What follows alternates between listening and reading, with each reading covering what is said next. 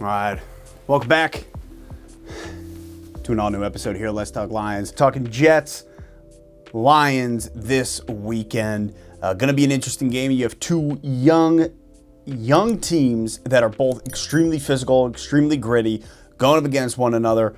Both teams also in playoff contention, and that is going to be a huge aspect to this game. Jets obviously sitting there in the AFC East, one of the best, if not the best, probably division in the NFL. Lions here coming off that win against Minnesota.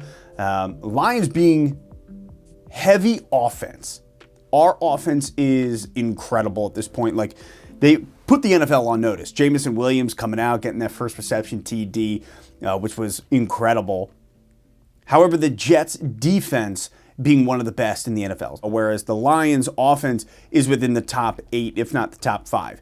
Lions offense is on a roll. Jared Goff playing incredibly well. Best season of his career, as he was saying, which is true. Looking at him again, going 330 yards, and what he's able to produce with these wide receivers. Now, Jets, Sauce Gardner, he's a real deal. He's a real deal, which is going to be a very interesting matchup against our wide receivers. Because, I was talking to a buddy at work today, and I'm like, okay, well, what do you do?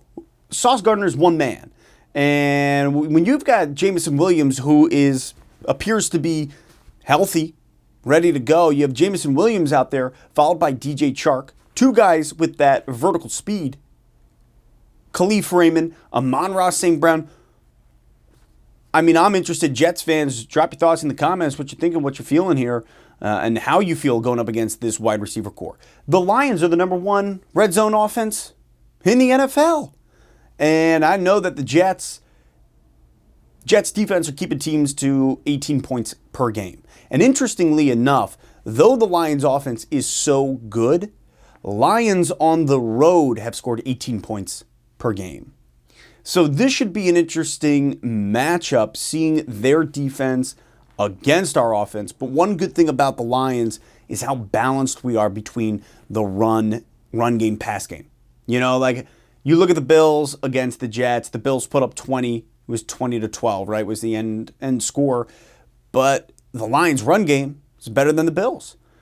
And so how will this Jets defense be able to stop this Lions offense when you're so balanced, when we're so balanced? It's going to be fascinating. This Friday, I am doing a collab with Jets YouTuber, Jets 24/7, my boy Ryan. It's going to be awesome. We're going to do a 30-minute session, which you can find the full thing over at his channel. I'll probably strip a little bit of it and throw it on ours just to kind of get you guys going, get you to check it out. These two teams, both in playoff contention, scrapping for another W. Lions away. We haven't been the best. However, this is a different Lions team than we saw for the first half of the year, obviously. However, there are some notable injuries that we do need to talk about regarding this offense. So let's put you up here on the tripod because, my God, my arm is growing a wee bit tired.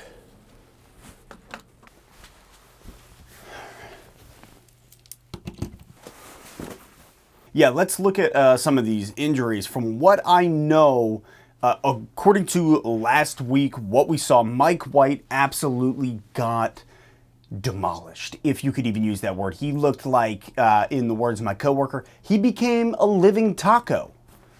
If he was even living at that point. Matt Milano hit him one of the most beautiful legal QB hits in today's NFL. That was a huge hit. Matt Milano putting Mike White in the hospital. Sounds like Robert Saleh saying that they are anticipating Mike White playing. I would rather Mike White play than Joe Flacco, if I'm just being honest. Though Joe he's the type of guy who can come out there and make it happen on a random Sunday in today's NFL. I could just see him coming out, finding a way to beat us. Where Mike White is overly confident, and I believe that his overconfidence is going to help lead the Lions to a W in the turnover game. Mike White probably tried to chuck a ball in some areas that he shouldn't be chucking it. Jerry Jacobs and Okudah being a solid tandem in the backfield, in the secondary, being able to pick the ball off. hopefully cause a couple turnovers. The Lions have won the turnover game for a little bit here. The Lions have had 12 straight games with a takeaway. 12 straight games.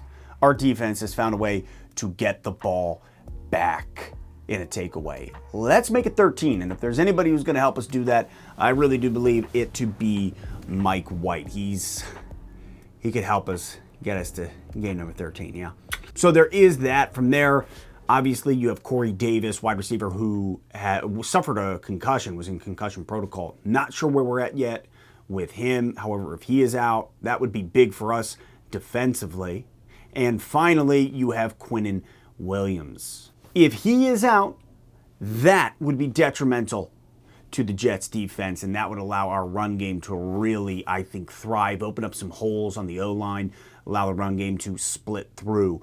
He did suffer a calf injury, so we're going to keep an eye on that. Sounds like he's 50-50 at the moment, whether or not he will play. So, you know what's funny is, most of you know, I grew up in Jersey.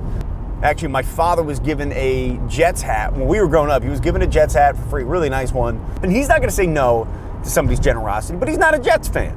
And being that he's not a Jets fan, he took it. And the Jets were such an embarrassing organization that he took the hat and he just spray painted black over the emblem, over the Jets emblem. Oh, it's hilarious. And he still wears it today. And it's just this hat, this black hat that is so dirty because he was a framer. And he spray painted all over it. Oh, he still wears it today. It's hilarious. I love it because you can still see the word Jets. But, man, that's a good one. So, shout out to my dad and his radio nasty non-Jets hat. That is it. That is it for today. Let's get pumped. Tomorrow night, Wednesday night, going live to talk a little bit Jets, Lions, mostly Lions, where we're at with a couple buddies. So come hang out with us. Should be 5:30, 6 o'clock I'm looking at. And then again, Friday, be ready to see Jets 24/7 on the show. Me being over on his show, doing a little collab project. But that is it for today. Hope you enjoyed your lovely Tuesday. This Lions Victory Tuesday. I don't think we can really call it that, but we're calling it that here. So that is it for today. And as always, catch you next time on Let's Talk Lions.